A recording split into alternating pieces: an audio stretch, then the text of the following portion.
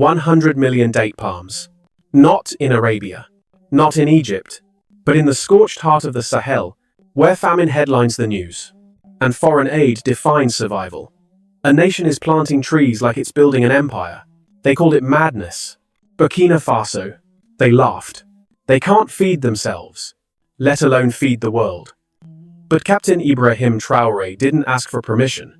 He declared war, not with guns, but with green, 100 million palms rising from the dust, sipping water the desert never offered, declaring, Africa will not die quietly. And now the world is watching, not with support, but suspicion. Saudi eyes narrow. Western economists smirk. Even neighbors whisper, can the poor dream this big? But Traoré says it's no dream. It's destiny. So here's the question they don't want you to ask. Are these trees just crops, or are they weapons? Is this the beginning of sovereignty, or the opening of a new kind of war? They said the Sahel was dead. They said the soil was dust. The people desperate. The future dried up and exported like every other African dream. But Captain Ibrahim Traoré had another vision, not of exile, not of aid, but of endurance. And he planted it, with roots, and with fire, in January 2026, without fanfare, without UN approval, without IMF handouts. The government of Burkina Faso announced its most audacious act since independence, the planting of 100 million date palms across 250,000 hectares of sun-scorched land. A region where millet barely survives was now preparing to grow the fruit of kings. At first, even his allies blinked. Date palms? Here. In the Sahel, they thought it was a photo op, a vanity stunt. But Traoré wasn't posing. He was provoking. Because the date palm is no ordinary tree, it is survival incarnate. It is the fruit that breaks the fast of 1 billion Muslims. It is soft power soaked in sugar, the economic weapon of Gulf kingdoms and North African regimes. And now, the Sahel was reaching for it. This is not madness, Traoré declared. This is sovereignty. Why dates? Why now? Because the date palm defies death. Its roots dig deeper than despair. It needs help for 5 years. But after that, it lives for a century, bearing fruit every season. It does not beg. It endures. And that is the message Burkina Faso needed to send to its people, to its colonizers, to the continent. According to a 2020 FAO report, the global date market was already worth nearly $15 billion, growing at 7% annually. Demand was rising fast from Middle Eastern households to American vegan bars to European organic shops. For a country like Burkina Faso, still clawing out of post-colonial debt traps, that number wasn't just attractive, it was revolutionary. Dates could mean more than food. They could mean export leverage, foreign exchange, jobs, dignity. They told us the Sahel could produce nothing but hunger. Traoré said, in a thunderous speech, now we will show them it can produce sweetness, shade, and sovereignty. But this wasn't just about profits. This was about narrative warfare. For decades, Burkina Faso has been reduced to images of cracked earth and starving children, the charity case of Western pity. Traoré's trees were a challenge to that portrait. Each palm a middle finger to every foreign journalist who came looking for despair. They tried to sell us stories of dependence. We planted defiance. Even his critics admitted, it wasn't stupid. It was symbolic. It was calculated. Internal government reports later revealed that international consultants had recommended maize, sorghum, or cotton crops with faster returns and lower risk. But Traoré rejected them. Milithus, one official explained. But dates inspire. And that's exactly what he wanted. To inspire a new identity, not just as survivors, but as producers. Not just as a Sahelian people, but as a people who dare. So when the first saplings went into the ground, children carried them, wrapped in plastic tubes, held like torches in a relay. And when the first irrigation pumps whirred to life, mothers sang. And when the first rose turned green, the people did not cry. They watched, in silence, because something sacred was happening. The desert was no longer winning. And that's when the world started to notice. Tunisia felt threatened. The Gulf grew uneasy. European traders raised eyebrows. After all, if even a fraction of those 100 million palms took root, Burkina Faso could become one of the world's top 10 date producers in just a decade. And from there, who knows?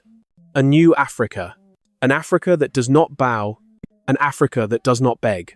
An Africa that feeds itself and others. If you believe this is what Africa needed all along, say amen in the comments below. They said it wouldn't last. They said the desert would swallow the trees whole. But then something happened that not even the critics could deny. The palms grew. Within months of the first planting, the land began to change. What was once dry, cracked, wind-whipped earth, now shimmered with green rose. Satellite images confirmed it. Tens of thousands of date palms standing tall where nothing once survived. Children who had walked for water now walked between trees. Elders sat in the shade, real shade, for the first time in years. And farmers, hardened by decades of failure, started to believe again. Not in miracles, but in themselves. We used to look to Arabia for dates, said a farmer in Kaya. Now maybe Arabia will look to us. In villages like Indori and Wagia, the project wasn't just a policy, it was a movement. School children helped plant. Women formed cooperatives to grow and sell saplings. Fathers taught their sons how to dig irrigation trenches, not graves, and the palms kept rising silent, steady, defiant. For many families, this was personal. Dates had always been a luxury, imported, expensive. Réservé for Ramadan. Now, for the first time, the fruit of dignity was within reach, not from overseas, but from their own soil. The economic shock came quickly. Pilot farms reported that even modest date yields generated twice the income of millet or sorghum. Markets buzzed with fresh fruit. Children who once begged for notebooks now cycled to school. Mothers who had sold peanuts under the sun now managed nurseries, some earning more than their husbands. Before, I waited for my husband to bring money, said Mariam, a nursery leader in Kaya. Now I sell date palms. One tree can outlive me. That means security for my daughters. But success came with questions. Can a fruit, even one so rich, so sweet, truly change a nation? In Ouagadougou, skeptics called it a photo-op project. A flashy distraction. Too fast. Too risky. Where will the water come from when the sun gets angrier? One critic asked, are we building orchards or illusions? The questions were not unfair. Each tree required 5 years of careful irrigation. Trucks delivered water daily. Solar pumps hummed day and night. Agronomists warned, without long-term support, the mortality rate could soar. And yet, hope kept growing. Because for every dead sapling, 10 more stood firm.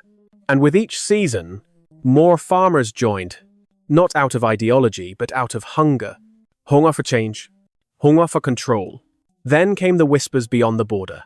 In Mali and Niger, officials watched with a mix of awe and unease. Could this be replicated? Or would Burkina Faso flood the region with cheap dates, killing local economies? In Côte d'Ivoire and Ghana, agricultural think tanks debated, was this the beginning of a Sahelian shift from subsistence to supremacy? And in Tunisia, Saudi Arabia, the UAE, the mood was darker. The Gulf kingdoms had long used date exports as soft power, and suddenly, an African nation was threatening that balance. Trade journals in Dubai dismissed the project as naive, but beneath the condescension was concern. Real concern. If even a fraction of those 100 million trees survive, said one Tunisian trader, the global market will never be the same. Meanwhile, in Burkina Faso, it wasn't about markets or headlines. It was about a simple question. Can we build a life here without begging, without fleeing? All my life, I planted millet, said Seno Izu, holding a basket of dates. The drought took it all. But these dates are gold. He wept as he spoke, not because he was weak, but because, for the first time, the land had given him something he could hold. This is how revolutions begin, not with speeches. With fruit, the palms grew, the fruit came, and just as hope began to ripen, so did betrayal. It started as whispers, traders with foreign accents showing up in dusty villages, offering crisp cash for early harvests. No questions, no contracts. Just take the money and let the dates go. At first, the people rejoiced. Finally, income. But soon, the truth surfaced. The fruit was leaving raw. unprocessed, unbranded, packed into trucks bound for Niger, then onto ports controlled by the Gulf powers. And then came the leaks. Journalists uncovered secret contracts, signed in dim hotel rooms in Ouagadougou, deals between Burkinabe middlemen and corporations from Saudi Arabia, the UAE, and Tunisia, contracts that guaranteed millions of tons of raw dates at prices far below global value. Contracts that would bind Burkina Faso's new industry to foreign profit chains for decades. "We were told these palms would give us independence," said one farmer. "But when the buyers come with money, what choice do we have?" The shock hit hard. For the people who planted those trees with their hands, with their children, this was nothing short of a second colonization, signed, not with guns, but with pens. Truck after truck left the Sahel, loaded with fruit grown by African labor, watered by African sweat, and paid for in the cheapest way possible. No factories, no processing, no branding, just raw exports, the same pattern that drained Africa's cocoa, gold, coffee, oil. Now, it was dates. They steal the fruit, leave us the roots. That's how one elder in Jibo put it. The betrayal wasn't just economic, it was spiritual. These palms had become symbols of national pride. Children learned about them in schools. Mosques handed out dates during Ramadan, dates grown not in Mecca, but in Burkina Faso. Songs were written, baskets of dates were given at weddings, and now, the same fruit was vanishing out the back door, rebranded. Resold, Irasid, in Dubai, Tunis. Riyadh product of Africa was never printed on the box. Is this what we planted? Is this what Traoré promised? Civil society erupted. Protests flared. Women who ran nursery cooperatives marched on municipal offices. Activists flooded radio airwaves. "We will not water another man's empire." One speaker shouted. Opposition leaders pounced. They accused the government of either being naive or complicit. Either you were outmaneuvered or you sold us out. Which is worse? And still the trucks rolled. Leaked reports warned of a dark future. Within 5 years, 80% of Burkina Faso's date harvests could be exported raw, leaving no chance to build a local industry. The dreams of processing, packaging, and branding dreams of sovereignty could collapse into just another pipeline, another extraction economy, another betrayal. One chilling line stood out in the leaked document. Without local processing, the date revolution becomes a mirage, a sweet fruit feeding foreign wealth. The irony burned. The world had called the Sahel barren. Now that it bloomed, it was being harvested by the same powers that once wrote it off. "We can plant hope," one agronomist said bitterly, "but we cannot irrigate corruption." President Traoré remained silent. Too silent. The country waited. Would he fight for the palms or let them be bought off? The question now was no longer about agriculture. It was about ownership. Who owns the fruits of African soil? The farmer who waters it?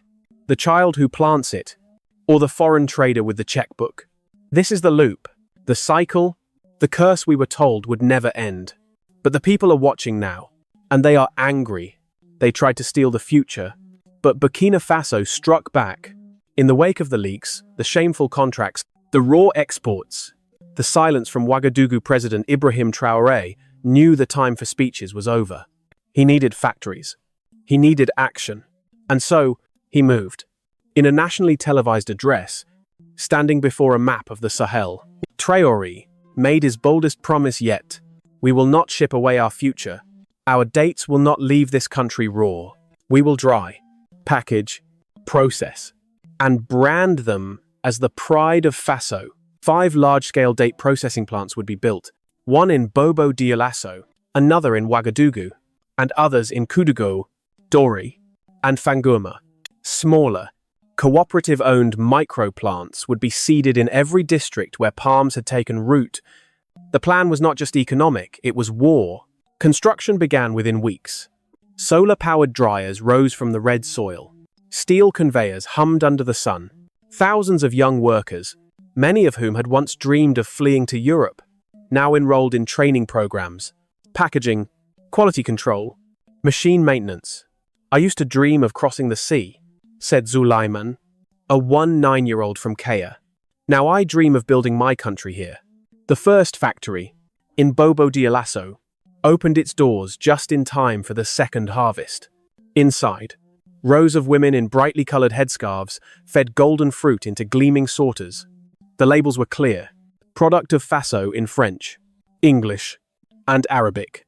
And then, the numbers came: 40,000 jobs in the first year, triple the value of raw exports, demand from France, Germany, the United States, and China. Local cooperatives reporting profits never seen in a generation. Reveal number 4 shook the ground. Burkina Faso's processed dates were now being sold in European supermarkets as fair trade. Organic, African-grown. Not just dates, but a story, a brand, a defiance. And the critics came out, snarling. From Dubai to Tunis, trade officials warned, the Sahel cannot compete with Gulf irrigation and branding. European economists scoffed. They'll waste millions building inefficient plants. British tabloids hinted at labor violations, corruption, mismanagement. But Traoré was ready. He slammed the reports with data. Studies from the African Development Bank showed that local processing tripled export value, created stable rural employment, and reduced dependency on foreign shipping chains. They say we cannot compete. Traoré thundered in Parliament. But our workers are committed. Our land is fertile. And our future is ours. At the ground level, the argument was even simpler.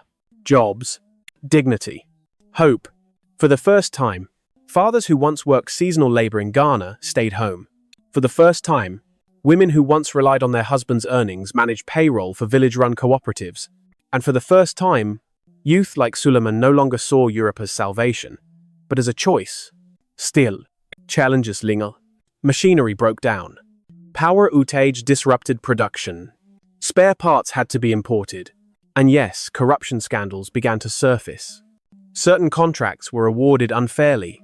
Certain officials siphoned money. Opposition leader pounced. A palace of dates built for the elite. Not the people. But even they couldn't deny the numbers. By the third year, Burkina Faso was processing 30% of its harvest locally.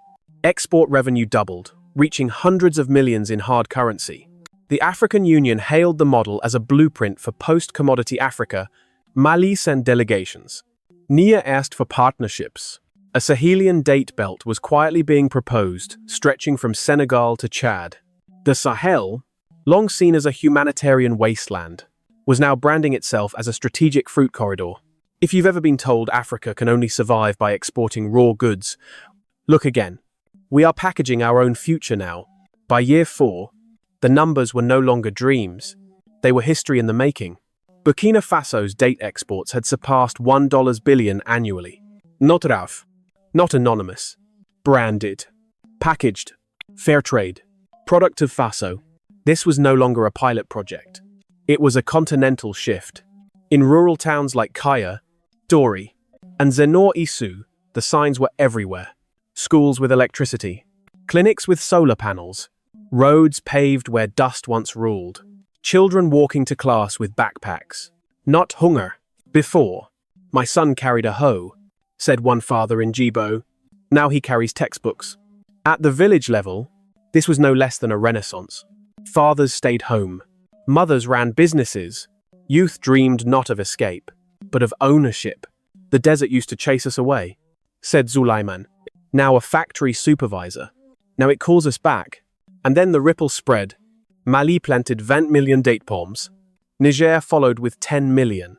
Senegal, Chad, and even northern Nigeria began pilot farms. The African Union stepped in. A new vision was proposed. The African Date Belt, a regional bloc to negotiate pricing, coordinate supply, and create a unified Sahelian brand. From humanitarian crisis to horticultural powerhouse. Even the global market blinked. Europe increased orders. India and China signed long-term contracts. Gulf nations, ens dismissive, began to whisper and worry. A Tunisian exporter confessed, we underestimated them. Now, they're not just competitors. They are rewriting the map. And yet, the palms cast long shadows too. Because with every triumph came a truth. This success, this miracle, was fragile. In 2029, the rains failed. A historic drought swept across the Sahel. Despite pumps, despite solar panels. Despite all planning, 20% of young date palms withered and died. The images stunned the nation. Brown stumps in once green rows. Mothers weeping not over children, but over lost futures. We gave everything to these trees. One woman whispered, "Now, they are gone." The Western press pounced. Sahelian dream collapsing. The death of the desert miracle. But on the ground, the story was not so simple. Yes, thousands of trees died, but millions survived. In some orchards, survival rates topped 80%.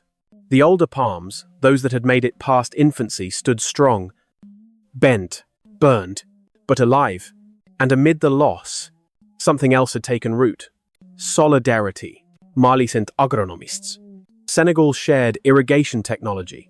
The African Union called for an emergency summit on climate-resilient crops. For the first time, the Sahel responded to disaster, not as victims, but as a bloc. As brothers, still, questions clawed at the edges. Could the factory stay efficient without foreign parts? Would corruption seep back in as it always had? Could one crop sustain an entire dream?